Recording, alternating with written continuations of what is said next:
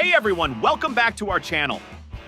Today, we're diving into some big news from Mercedes-Benz that's making waves in the world of electric vehicles.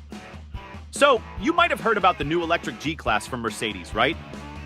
Well, it's not just the car itself that's turning heads, it's the name it's been given.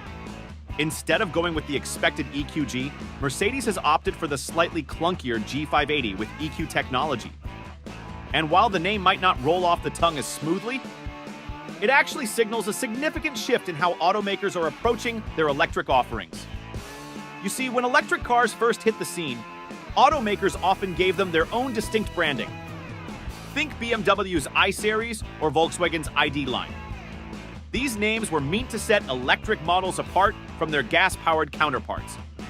But now, as electric cars become more mainstream, brands like Mercedes are rethinking their strategy.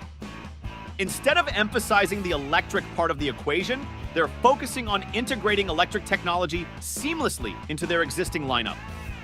Take the Mercedes EQS, for example. It's an electric sedan that shares many design cues with other Mercedes models.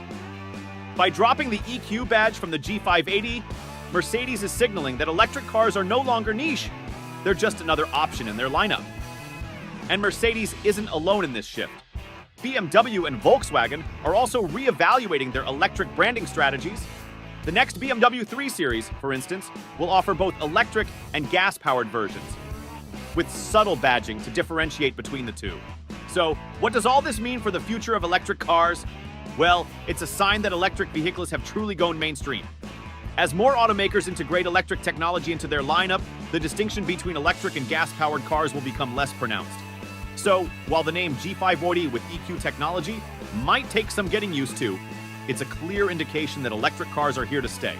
And they're only going to become more common as time goes on. Thanks for watching, and be sure to subscribe for more updates on the latest in electric vehicles. See you next time.